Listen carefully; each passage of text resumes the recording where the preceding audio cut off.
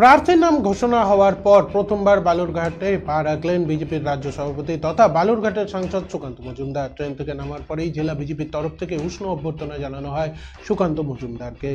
একে একে বিজেপি নেতৃত্বরা ফুলের মালা পরিয়ে বরণ করে নেন বালুরঘাট লোকসভা আসনের এবারের বিজেপি প্রার্থী তথা সাংসদ সুকান্ত মজুমদারকে।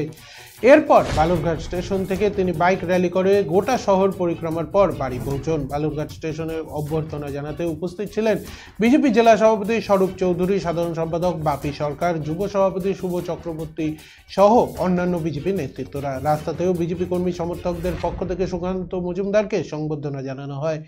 আজ দিনভর একাধিক কর্মসূচি রয়েছে জেলা জুড়ে তার। মূলত বিভিন্ন মন্দিরে তিনি পুজো দিয়ে লোকসভা নির্বাচনের প্রচার অভিযান শুরু করবেন। বালুরঘাট স্টেশনে নামার পরেই তৃণমূল প্রার্থী বিপ্লব মিত্রকে কটাক্ষ করে সুকান্ত মজুমদার বিজেপি সাংসদ থাকাকালীন বালুরঘাটে যে রেলের উন্নয়ন হয়েছে সেটা যদি অন্য কেউ করে দেখাতে পারে বা তাহলে ভোটের লড়াই না বলে জানান সুকান্ত মজুমদার।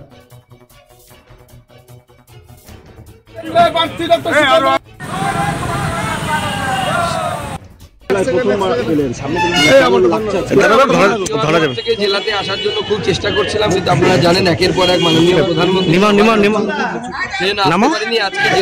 কাছে আসতে পেরে, এই লোকসভার মানুষের আসতে পেরে আবার নিজের ঘরে ফেরার যে আনন্দ প্রত্যেকটি মানুষেরই থাকে, সেই আনন্দকে উপভোগ করছি এবং মানুষের প্রতি বিশ্বাস আছে, নিজের কাজের প্রতি বিশ্বাস আছে। মানুষ যেভাবে আশীর্বাদ দিয়ে পাঠিয়েছিল গতবার, আবার আগামী এবার 24 সালে কোন কোন ইস্যু দেখি